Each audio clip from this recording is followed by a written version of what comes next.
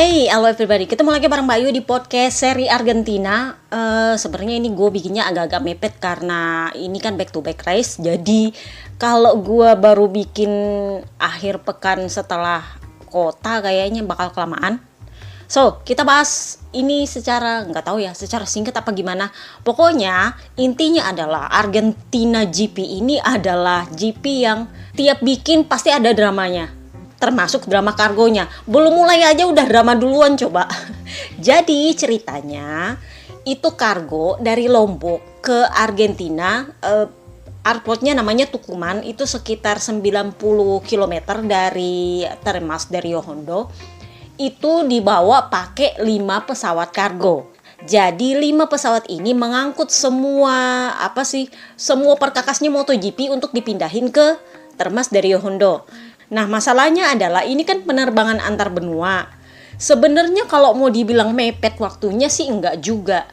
Normalnya kalau di musim-musim sebelumnya itu jeda antara race sebelumnya dengan Argentina GP itu biasanya 3 minggu. Nah, kali ini karena musim ini mepet-mepet 22 race, jadinya cuma 2 minggu jedanya. Apakah itu cukup? Logikanya sih cukup, logikanya. Jadi perhitungannya adalah kalau 2 minggu kan ada sekitar 14 hari. Ya kalau molor ya sekitar 10 hari lah ya kotornya kalau mau angkut-angkut kargo ke sana kemari. Kalau aslinya sendiri kargonya mungkin sekitar makan 3 atau 4 harian. Kargonya pesawatnya kenapa? Karena mereka kan mampir-mampir isi bahan bakar. Jumbo Jet ini memang perlu bahan bakar, nggak bisa yang langsung flight dari Lombok ke Tucumán, nggak bisa. Jadi memang harus mampir-mampir. Nah, dramanya dimulai di cerita mampir-mampirnya. Jadi mereka ini isi bahan bakar di Kenya. Dari 5 pesawat ini cuma 4 yang lolos sampai di Tucumán, udah turun nih kargonya. Yang 1 masih nyangkut. Alasannya adalah ada kesalahan prosedur atau gimana waktu mengisi bahan bakar dan itu butuh part atau gimana gitulah. As you know, pesawat ini adalah pesawat Boeing sekitar 35 tahun lah usianya. Ya kalau kalian ingat kasusnya kemarin terakhir kita Lion Air apa Sriwijaya Air ya? Yang kemarin itu kan sekitar 30 tahun juga tuh. 30 tahun apa 35 tahun gue lupa. Tapi memang itu adalah perjalanan domestik. Nah, masalahnya ini adalah antar benua dan kargonya gede berat gitu. Jadi ya udah pesawat lama, spare partnya juga lu bayangin lah dari Boeing sana harus bawa itu spare part ke Kenya. Jadi ya lumayan tricky lah buat diperbaiki. Gara-gara ini juga akhirnya akhir pekan race harus diundur, yang harusnya mulai hari Jumat jadinya hari Sabtu. Kenapa? Karena sampai hari Kamis sore itu nggak ada tanda-tanda bahwa pesawatnya bakal berangkat dari Kenya. Jadi ya mau nggak mau harus diundur sampai ke hari Sabtu. Dijanjikan oleh pihak kargonya hari Jumat itu pesawat bakal mendarat sore janjinya. Faktanya adalah itu baru masuk tengah malam. Udah lewat tengah malam hari Sabtu jam 2-an, hampir jam 3. Lu bayangin itu tim Muni VR46 sama Grace ini tuh kalang kabut ngatur pedoknya. Sebenarnya dramanya bagus untuk kita, tetapi jelek untuk para tim. Karena istilahnya kalau bisa gue bilang level capeknya beda. Yang satu udah siap pedoknya, yang satu sama sekali belum jadi pedoknya, adanya jadi lembur. Jadi memang kalau bisa gue bilang ya nggak maksimal lah, ya wajar. Karena memang mepet banget. Cuma dalam waktu 8 jam, 10 jam mereka harus sudah siapkan motornya Luca Marini. Jadi ya emang menurut gue sih nggak fair. Jadi dari 6 pabrikan di kelas MotoGP, 4 diantaranya itu terpengaruh. Nggak semuanya barangnya ada di pesawat itu, nggak. Tapi ada beberapa part yang memang dibutuhkan oleh para pabrikan, tapi motornya mereka sendiri ada. Contoh Suzuki, Yamaha, Ducati, itu motornya mereka ada tapi partnya masih ada yang nyangkut di kargo yang mangkrak ini. Sementara yang full udah terbangun pedoknya, nggak ada yang kurang, itu cuma Honda sama Aprilia. Jadi ya lu bayangin aja lah beda level stresnya antara pabrikan dan tim yang udah lengkap semuanya ada di pedok dengan yang belum ada sama sekali. Ada yang bilang ini karena terlalu jauh. Menurut gue bukan karena terlalu jauh, tetapi karena perusahaan kargonya itu salah pilih pesawat. Jadi gue setuju dengan apa yang dikatakan oleh Ketua DPRD tingkat pusat bahwa ini masalah suplai pesawat. Bukan masalah dia terpencil atau enggak, bukan. Jadi kalau ada yang bilang ini soal terpencil atau enggak, menurut gue sih enggak terpencil. Termas itu terletak di tengah kota dan kotanya itu gede banget. Gede banget. Bedanya adalah airportnya yang jauh, sekitar 90 km dari airport terdekat, sama seperti Mandalika sekitar 60-45 kilo dari bandara terdekat. Jadi memang bukan masalah jauh dari peradaban. Termas itu peradabannya luar biasa. Dan di sana mungkin karena dia masih daratan, orang ke sana itu rata-rata pakai kendaraan darat, pakai motor, lebih banyak motor malah di sana, kemudian pakai mobil, pakai bus. Mereka jarang-jarang pakai bandara soalnya. Nah, bedanya dengan Mandalika adalah karena Mandalika ini di Pulau Lombok, jadi mau nggak mau lu harus pakai pesawat atau pakai ferry atau pakai apa, yang jelas nggak bisa langsung pakai darat. Dan Termas sama Mandalika itu jauh banget peradabannya. Kalau di Mandalika kita lebih banyak suasana kepedesaan dan segala macam, kalau di Termas itu totally big city. Lebih menurut gua agak-agak sedikit kayak Bangkok yang saking banyaknya motor agak-agak semrawut sih. Tapi menurut para bule itu menyenangkan karena itu emang kehidupannya adalah kehidupan sibuk yang gak ada santai-santai di pantai. Sorry to say. So, setelah akhirnya kargo ini datang, mulailah rider mulai berpusing ria. Kenapa? Karena mereka cuma punya 1 hari untuk menentukan setup di hari Minggu. Jadi sedikit beda kalau dia 3 hari gelaran. Kalau 3 hari gelaran, rider punya waktu 2 hari untuk menentukan setupnya seperti apa di hari Minggu. Sementara kalau di Argentina ini, lu cuma punya waktu di hari Sabtu, itu sekaligus kualifikasi. Jadi emang gak sempat untuk bikin setup motor untuk hari race. Yang lu bisa bikin setup motor di hari race itu cuma pas warm up pagi. Jadi warm up-nya dikasih 2 kali lebih banyak waktunya dibanding yang normal. Yang normalnya cuma 10 menit untuk Moto3 dan Moto2 jadi 20 menit. Sementara untuk kelas MotoGP dari 20 menit menjadi 40 menit. Jadi sebenarnya lumayan banyak lah ya bernafas untuk para tim dan rider, tetapi itu juga tetap nggak bikin para rider senang. Kenapa? Karena memang mereka udah nggak punya waktu untuk debrief banyak lagi untuk gimana caranya menentukan setup motor lagi di hari race-nya. Nah, khusus untuk Termas kali ini, itu Michelin menurunkan ban khusus, yaitu ban 2019 yang terakhir kali mereka pakai di sana dengan karkas khusus. Kenapa? Karena setelah ribut-ribut di Mandalika soal tes yang beda jauh dengan race, itu menyebabkan setup motor berbeda jauh, akhirnya Michelin memutuskan di Termas itu makainya ban 2019 agar motor-motor ini nggak terlalu kesulitan dengan setup mereka. Jadi kalau misalnya di tahun 2019 mereka agak kesulitan, mereka sudah punya standar, perbaikinya gimana. Oke, jadi punya bayangan kan kenapa dipilihnya 2019. Ini yang memang agak beda jauh dengan Mandalika. Terus kenapa dibikin karkasnya karkas khusus? Karena 2019 kan itu terakhir dipakai. Jadi kalau kalian bilang ini sirkuit terbengkalai, ya menurut gue iya. Jadi memang 2020 pandemi, 2021, 2022, 3 tahun nggak dipakai. Lu bayangin itu debunya luar biasa, lebih parah dari Mandalika sih. Tetapi bedanya adalah nggak ada hujan di sana. 1, kemudian yang kedua karkasnya lebih lembut karena kan sudah dimodifikasi oleh Michelin, dikatakan bahwa ini gimana caranya supaya lebih ngegrip. Jadi wajar bahwa rider itu nggak ada yang komplain soal ban. Meskipun ya pada akhirnya tetap drama juga, beda feeling saat warm up dan hari Sabtu dengan waktu race. Tapi itu adalah khasnya 2019. Sama waktu di Qatar kan emang feelingnya begitu, itu standarnya Michelin lah. Jadi sisi bagusnya adalah karena karkasnya lebih melekat di aspal, jadi rider itu nggak terlalu komplain soal nggak ada grip. Nggak ada grip itu lebih disebabkan oleh trek yang kotor atau bannya udah aus, karena kan memang dia lunak banget. Karkasnya lebih lembut agar lebih ngegrip di aspal. So, kalau di Mandalika yang kena penalti 3 grid adalah Frankie Morbido, di Argentina GP yang kena penalti adalah Jack Miller. Jadi ceritanya ini kan dia tembus kaki 2 nih, sempat crash, karena dia crash akhirnya motornya dipakai ban baru. Nah kalau ban baru itu nggak bisa langsung digeber, lu mesti pemanasan dulu ceritanya. Nah ketika dia pemanasan itulah dia ketemu sama Snake Taro yang lagi hot lap dari belakang, jadi akhirnya ya ribut. Quartararo keberatan karena dia merasa ini hot lap dia, dan hot lap kalau lu udah kelewatan 1 atau 2 ya udah lu nggak bisa lagi. Kenapa? Karena ban lu udah terlanjur habis. Itu susahnya kalau lu pakai ban soft di belakang dengan karkas yang seperti ini. Jadi emang udah terlanjur habis, udah nggak bisa lagi maksimal. Nah ini yang membuat Quartararo sebel. Jadi logikanya sebenarnya pembelaannya Jack Miller adalah dia nggak salah. Kenapa? Karena dia udah minggir, kemudian dia nggak lihat Quartararo dari belakang, kemudian dia nggak merasa itu menghalangi lainnya Quartararo. Tetapi argumentasinya Quartararo adalah lu nggak bisa ada di depan situ. Kalau gue bikin kesalahan terus gue nggak bisa ngerem dengan bagus, gue nabrak lu. Jadi ceritanya kalau lu lebih lambat, lu mesti minggir. Nah, Jack Miller bilang gue udah minggir banget, mau gimana lagi? Jadi ya Jack Miller agak-agak nggak terima lah dia dikasih penalti 3 grid seperti itu. Pada akhirnya jadinya dia merasa percuma tembus di Q2. Dia bilang buang-buang waktu, buang-buang pikiran gue ke Q2.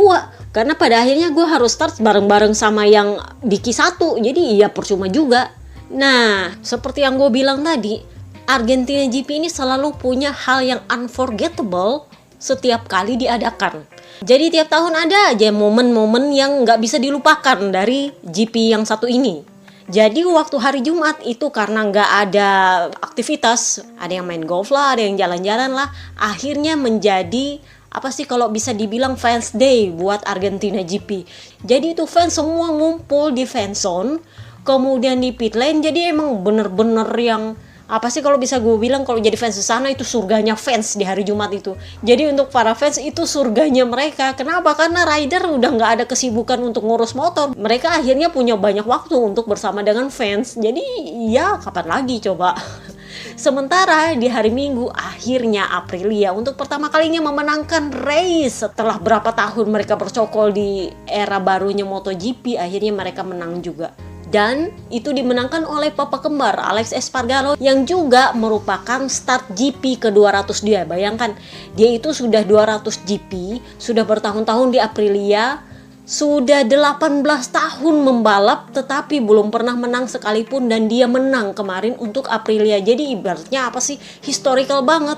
Sudah dia pole position di hari Sabtu, dia juga menang untuk Aprilia, dia juga menang untuk pertama kalinya, dia juga berhasil memenangkan itu di GP ke-200. Jadi bulet apa sih? Kalau menurut gue itu yang emang he well deserved untuk itu. Layak banget.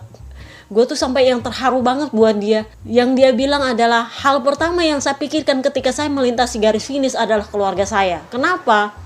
Karena istri saya itu adalah orang yang gak pernah menyerah sama saya tanpa syarat. Jadi setiap saya pulang itu saya biasanya gak ada pikiran lain selain soal kekalahan saya di track, dan dia mendukung saya tanpa syarat soal itu. Jadi memang waktu saya melintasi garis finish, mereka lah yang saya pikirkan, keluarga saya. Saya menjanjikan kepada anak saya Max bahwa saya akan membawa 1 piala untuk dia. Tetapi itu tidak terjadi sampai di Mandalika, dan sekarang saya bisa membawakan dia piala. Jadi menurut gua what else? Janjinya terpenuhi untuk timnya, untuk dirinya sendiri, untuk keluarganya. Ibarat kata semuanya terjadi dalam 1 hari. Jadi menurut gua overwhelming banget gitu loh. Dan sebuah penanda bahwa dia sepertinya mulai berpikiran untuk pensiun. Waktu di Qatar dia sempat ditanya impian apa di luar MotoGP yang belum terwujud. Dia bilang saya pengen jadi atlet sepeda. Meskipun sekarang mungkin udah terlalu tua, tapi ya tidak ada yang terlambat. Karena kan dia lihat Bebe Vale nggak ada yang terlambat, nggak ada yang terlalu tua untuk lu memulai impian baru lu. Itu yang sempat dia pikirkan. Jadi waktu kemarin dia menang, dia bilang saya harap kemenangan Aprilia ini menjadi sebuah tanda bagi para rider yang muda-muda ini bahwa Aprilia ini bukan pabrikan ecek-ecek. Kami sudah kompetitif. Kenapa? Karena memang masih ingat kemarin waktu Enea Bastianini menolak masuk di Aprilia, dia minta gaji mahal, sengaja minta gaji mahal karena memang dia nggak mau masuk di Aprilia. Dia akhirnya memilih ke Gresini kan. Jadi ya wajar kalau menurut gua menangnya Aprilia ini adalah bukti bahwa dia kompetitif. Nggak cuma soal beruntung aja. Enggak, memang sih mereka dapatnya KW1 terus sih selama ini udah 3 tahun. Saking Dorna pengen banget ini pabrikan keluar konsesi, itu emang jatahnya KW1 dari 3 tahun lalu coba. Jadi memang mereka udah terlihat konsisten, punya peningkatan dalam hal mesin dan segala macam itu kan mulai dari tes pramusim. Dari tes Sepang kalian udah bisa lihat betapa kompetitifnya mereka. Jadi menurut gua ini bukan masalah dia beruntung menang aja, enggak. Tapi memang udah kelihatan progres mereka dari tes pramusim. Dan memang sempat ada yang nanya sama gue, katanya Giorno yang ini terlalu awal buat Aprilia untuk menang. Menurut gue sih enggak. Kenapa? Karena tahun lalu mereka udah podium. Jadi wajar kalau sekarang saatnya untuk menang. Oke? Carmelo Ezpeleta sendiri sebelum tes Sepang itu dia udah bilang, perkiraan saya tahun ini Aprilia bakal lolos dari konsesi. Jadi ya menurut gue Aprilia udah diperkirakan untuk lepas konsesi tahun ini. Kenapa? Karena poin konsesi itu dihitungnya tiap 2 tahun. Kalau udah 2 tahun lewat ya udah habis. Lu punya poin konsesi mulai lagi dari nol. Nah mereka kan sudah mulai cetak poin konsesi kan mulai dari tahun lalu waktu mereka podium. Jadi mau nggak mau tahun ini itu kalau bisa dihabisin semua supaya tahun depan mereka udah lepas dari konsesi. Bener? Nah yang kesulitan siapa? Ducati. Dari awal musim Qatar gue udah bilang gue agak ragu GP22 hybrid ini punya sesuatu yang lebih istimewa daripada GP 2022 spek B yang dipakai oleh para satelit. Kenapa? Di hari Sabtu Luca Marini front row.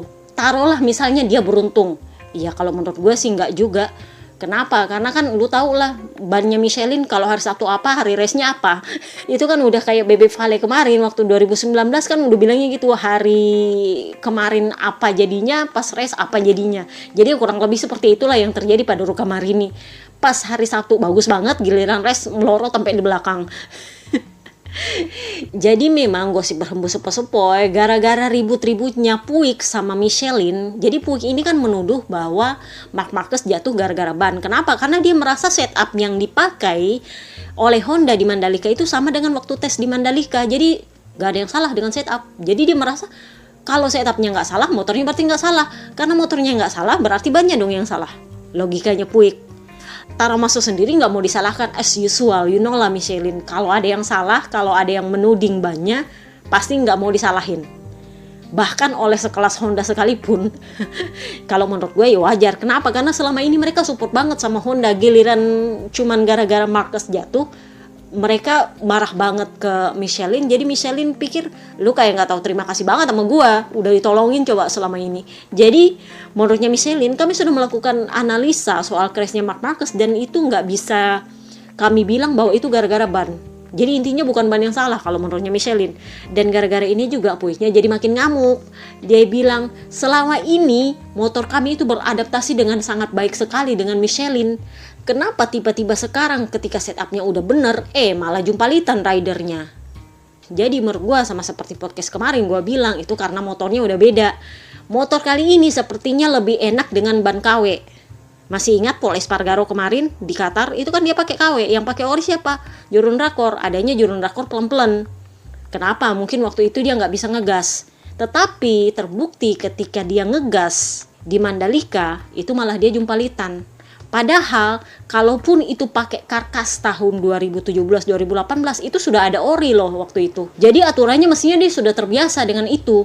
Tetapi karena motor Honda sekarang itu berubah total dari motor yang kemarin-kemarin, ya jelas setup yang lama, feeling yang lama pun gak akan bisa sama Marc Marquez.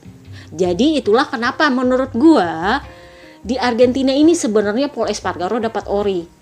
Ini sama seperti ketika Pecco Bagnaia di Silverstone kemarin itu banyak amburadul. Di race berikutnya dia masuk podium. Kenapa? Karena menurut gue itu semacam dalam tanda kutip membalas kesalahan yang terjadi di race sebelumnya. Jadi Pol Espargaro kemarin itu pakai ori sebenarnya. Itulah kenapa kalian bisa lihat dia sebenarnya cukup bersaing di depan waktu beberapa lap. Tetapi pada akhirnya dia tetap kesulitan juga. Kenapa? Karena udah gue bilang sepertinya ori yang ada saat ini itu udah gak cocok dengan motor yang baru ini. Jadi balance-nya lebih ke belakang, settingan orinya jadinya berubah. Jadi menurut gue emang lebih cocoknya dia pakai KW.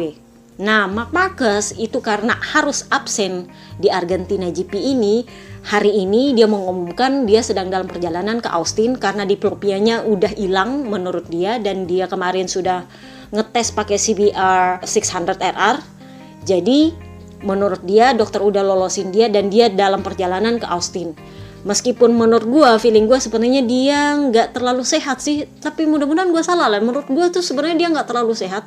Dari air mukanya itu semacam nggak tahu apakah kelelahan atau gimana, tapi nggak fresh lah. Tapi who knows lah. Menurut gue, mudah-mudahan gue salah.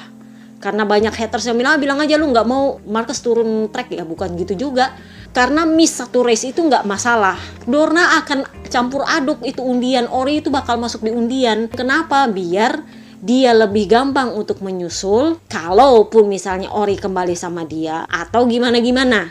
Jadi kan kemarin rencananya Carmelo Espileta adalah Quartararo yang ditahan, menurut gosip sepoi-sepoi Quartararo ditahan untuk Yamaha supaya paling nggak ada figur lah selama Marc Marquez harus absen. Dan waktu itu juga Michelin kabarnya udah nggak mau lagi supply ori ke Marc Marquez. Tetapi kalau Marc Marquez kembali seperti ini ya tergantung DPRD tingkat pusat lagi apakah mereka akan memerintahkan Michelin untuk memasuk ori atau enggak. Jadi ya kita lihat aja lah nanti di Austin gimana. Nah untuk Ducati sepanjang Sabtu itu feelingnya Pecco Bagnaia itu jelek banget. Gua rasa mungkin karena dia tertekan juga sih. Bisa dibilang dia kan peringkat ke-15 kemarin cuma 1 poin begitu selesai dari Mandalika. Jadi memang dia dalam tekanan kalau menurut gue. Dan memang ciri khasnya Pecco Bagnaia ini lu gak bisa tekan dia. Kalau dia sedikit tertekan aja itu amburadul dia di track. Itu gue lihat mulai dia di Mugello tahun lalu ketika Jason Dupasquir meninggal. Itu kan dia karena dengan emosinya akhirnya dia crash. Karena dia di Mugello itu dengan kemarahan, jadi dia bilang ya udah gue membalap aja kalau itu emang maunya Ducati. Dia membalap akhirnya dia crash. Kenapa? Karena dia membalap dengan emosional. Nah ini yang terjadi waktu hari Sabtu. Tapi dia mengakui bahwa itu kesalahan saya waktu dia melambat di trek lurus. Jadi memang waktu Jack Miller di penalti 3 grid itu banyak pendukung Inggris terutama haters-hatersnya Valentino Rossi, ABR, itu meminta penalti untuk Pecco Bagnaia. Karena dianggap Pecco Bagnaia itu berbahaya, ngerem di lintasan lurus. Si Pecco ini ternyata juga sadar bahwa dia salah, jadi dia langsung menghadap ke RD tanpa dipanggil. Dia bilang, saya minta maaf karena waktu itu saya emosi dan saya merasa orang-orang yang nunggu di pinggir lintasan itu memang mengincar saya, mau ngintil. Jadi begitu saya lewat ternyata memang mereka beneran ngintil, saya ngerem. Istilahnya seperti itu. Nah dia ngerem sebenarnya nggak salah juga. Dia ngerem itu berada di luar racing line. Jadi pas dia ngerem itu adalah di lintasan di mana rider itu semestinya berbelok ke kiri untuk mau masuk ke tikungan yang ke arah kanan. Jadi memang dia di luar racing line meskipun itu di trek lurus. Ini yang menjadi bahan pembelaan Mamang Mancing Casey Stoner. Jadi dia bilang bisa minta tolong komentator MotoGP bisa agak tenang dikit nggak? Kenapa? Karena si Pecco Bagnaia itu ngerem offline, bukan di racing line. Jadi memang harusnya racing line-nya adalah berbelok untuk masuk ke tikungan kanan. Jadi mereka harus ambil ancang-ancang ke kiri dulu. Dan disitulah Pecco ngerem. Jadi udah lewat dari racing line itu. Jadi istilahnya jauh banget dia ngeremnya di mana, racing line-nya normal kemana. Jadi menurut dia itu nggak berbahaya. Dan menurutnya Stoner, saya juga dulu sering kok begitu. Kalau ada yang mau ngintil-ngintil di belakang, saya ngerem tiba-tiba. Tetapi di offline, yang bukan di daerah untuk rider ngambil racing line-nya. Itulah kenapa Pecco Bagnaia akhirnya lolos penalti. Nah, perasaan buruk yang selama di hari Sabtu ini akhirnya tertebus di race. Makanya gue bilang, perasaan buruk di hari Sabtu, perasaan buruk pas warm up, begitu race ternyata lain. Ternyata dia dapat bagus, dia berhasil maju ke depan. Kenapa? Karena dia dapat KW2, gue gak tahu itu KW2 apa KW1. Tapi kayaknya KW1 sih. Karena memang dia dari 13 itu maju ke 10 besar. Jadi menurut gue sih itu KW1. Jadi memang Ducati lebih kepada gua ragu soal GP22 hybrid ini bisa bagus apa enggak. Karena menurut gua di atas kertas GP22 spek B yang dipakai oleh para satelit itu lebih baik daripada hybrid yang dipilih oleh Pecco Bagnaia. Bahkan GP21 juga bagus. Cuman bedanya waktu ditermas penyakitnya GP21 dengan ban 2019 ya you know lah, si Enea Bastianini ini bilang saya nggak ngerti apa yang salah dengan motor ini, apakah bannya apakah motornya. Kalau menurut gue sih karena lu dapat ban apes, maaf. Yang dapat KW2 itu siapa? Quartararo. Kenapa? Karena dia kehilangan grip 3 lap pertama. Itu dia butuh sekitar beberapa lap untuk bisa mendapatkan gripnya. Yamaha itu kalau KW2 dia akan keteteran dulu ke belakang baru dia maju ke depan. Kalau dia KW1 dia akan maju mendominasi. Yang KW1 lain ya tetap papa kembar. Kemudian Jorge Martin itu tetap karena dia calon ikan hiu baru. Yang lainnya siapa ya? Yang KW2 dapatnya Suzuki. Para Suzuki itu dapat KW2. Kemudian yang apes ya maaf Jack Miller. Yang apes banget ya Luca Marini. Jadi ya gimana ya, kalau Mir itu gue taunya dapat KW2 karena dia bilang di awal-awal dia itu nggak nge-grip, jadi dia nggak mau nge-push terlalu banyak. Dan dia justru takutnya adalah gripnya habis, takutnya dia kayak di Qatar kemarin kan, dia nge-push, ternyata gripnya habis. Jadi dia pikir ya udah lah nggak usah terlalu nge-push, nanti di akhir-akhir balapan baru dia nge-push. Dia pikir ternyata masih ada grip. Kenapa? Karena dia tahu karkas yang di Termas ini emang lebih lunak dari di Qatar. Kurang lebihnya begitulah. Pabrikan yang paling apes memang sepertinya sih kalau menurut gue Yamaha. Kenapa? Karena Morbidelli bocor bannya. Gue nggak tahu kenapa ceritanya dia bocor ban. Dia sendiri juga bilang lagi diinvestigasi itu kenapa bisa bocor ban coba. Kemudian Andre Dovizioso sebenarnya nggak ada masalah, cuman dia lupa melepas tombol hold-shotnya. Jadi dia start pakai hold-shot, terus begitu mode normal dia nggak lepas itu tombol hold-shot karena kan mereka manual, hold-shot kan harus manual. Itu nggak dilepas, akhirnya dia masuk pit, dia pikir ada yang salah. Setelah dicek ternyata yang salah dia sendiri, nggak lepas itu tombol hold shot. Jadi ya dia masuk lagi ke track. Jadi dia bilang itu salah saya sih. Cuman yang gue penasaran itu adalah dia kira-kira nyesal nggak sih ya dia nggak mau masuk di Aprilia kemarin. Karena kan tahun lalu Alex Espargaro tuh sempat kecewa sama dia. Dia mampu membantu Aprilia meningkat karena kan setelah dia tes dengan Aprilia beberapa kali, Aprilia jadinya podium waktu itu kan. Nah waktu itu Alex Espargaro mengharap bahwa Dovizioso gabungnya sama Aprilia. Ternyata dia nggak mau. Dia justru memilih masuk di RNF. Jadi menurut gue kira-kira nyesal nggak ya Dovizioso lihat Alex Espargaro menang sekarang sementara dia terpuruk di Yamaha. Darin Binder itu sebenarnya apa sih? Mungkin karena beda motor jadi kita nggak bisa samain sih speknya. Dia kan pakainya spek B tuh. Dia bilang iya saya gimana caranya supaya finish dan belajar lebih baik aja. Udah gitu aja namanya rookie kan. Jadi secara overall Yamaha ini lebih banyak ke apa sih kalau menurut gua? Udah Quartararo dapatnya KW2, udah Morbidelli bocor ban, udah Dovizioso lupa lepas hot shot. Jadi menurut gua emang kalau digabung-gabung semacam nggak siap apa ya Yamaha untuk musim ini. Dan itu yang membuat Quartararo bilang saya masih punya waktu. Jadi kalau misalnya ada tawaran dari pabrikan lain saya bisa mikir. Jadi memang gosipnya kalau dia nggak ke Honda dia ke Suzuki kabarnya. Kenapa? Karena ada Suppo di Suzuki. Jadi Suppo itu memang tertarik dengan rider-rider model seperti ini sih yang ambisius. Kurang lebihnya sih seperti itu. Cuman gua nggak tahu siapa yang mau didebak, apakah Alex Rins atau gimana. Tapi kan logikanya Alex Rins podium tuh kemarin. Jadi ya kita lihat lah. Nah, KTM ini reaksinya ada dua. Si Oliveira nggak suka dengan race-nya, sementara Brad Binder lumayan suka. Kenapa? Karena memang yang satu merasa nggak ada grip, Oliveira bilang nggak ada grip, mungkin terlalu panas atau gimana, pokoknya nggak ada grip lah. Sementara Brad Binder bilang gripnya bagus, jadi dia bisa maju, lumayan lah istilahnya. Nggak juga bagus-bagus amat, tapi ya bagus lah menurut dia sesuai ekspektasi dia. Jadi menurut gue ya itu karena masalah ban, yang satu merasa nggak grip, yang satu ada grip. Kemudian Suzuki apalagi yang mau dikomplain? Nggak ada karena semuanya dapat KW2 dan lumayan bagus. Keunggulannya Suzuki itu nampak jelas kalau menurut gua, lumayan seperti kita balik lagi ke tahun 2020 sih. Seolah-olah, bener nggak? Kenapa? Karena ban ini adalah ban 2019, jadi ya wajar kalau menurut gua Suzuki lumayan akur sama ini ban. Meskipun dapat KW2 lumayan akur lah mereka. Jadi Honda, KTM, Suzuki, Aprilia, Yamaha kita udah bahas. Kalau Neng Vina juga lumayan senang sih dengan motornya kali ini, meskipun nggak bisa sebagus dan sehebat Alex Espargaro, tapi dia ngerti bahwa ini motor rasanya udah mulai baik. Jadi dia bilang ini adalah bagian dari pelajaran saya dan saya mulai ngerti gimana caranya bawa ini motor. So, jadi harapan kita adalah di kota nanti, karena itu sudah resurface, mudah-mudahan bumpy-nya udah nggak ada. Meskipun menurut gue masih akan ada bumpy-nya, karena kan cuma setengah trek aja kemarin tuh yang di resurface. Setengah trek yang lain itu dibiarin. Jadi ya kita lihat aja nanti. Dan ini kembali ke ban dengan karkas umum tahun ini. Jadi bukan lagi ban khusus kayak di Termas yang pakai 2019 atau kayak yang di Mandalika pakai 2017. Ini kembali ke karkas umum.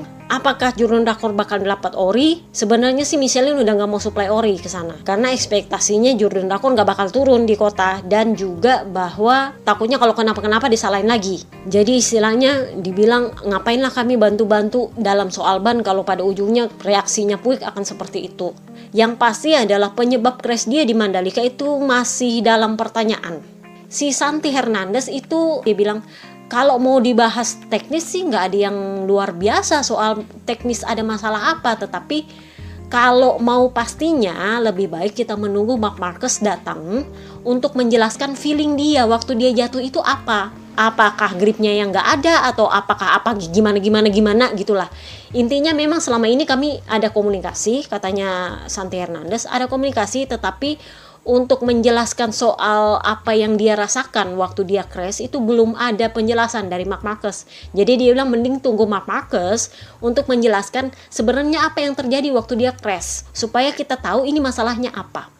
Karena Puig nggak mau disalahin motornya, Tara Masso nggak mau disalahin bannya, dan Santi Hernandez merasa nggak ada yang aneh dengan masalah teknis. Ya intinya sebenarnya sih menyalahkan rider. Intinya sih kalau gue lihat arahnya kemana, tetapi kan pasti nggak mau juga terang-terangan mereka menyalahkan kondisi ridernya. Jadi katanya Santi Hernandez, tunggu aja Marc Marquez nanti bilangnya seperti apa feeling dia waktu dia crash. Itu aja. Jadi ya nanti kita lihat aja penjelasannya dia seperti apa. Karena pasti dia akan hadir di konferensi pers mengingat dia adalah King of Kota. Oke, see you next time guys. Bye-bye.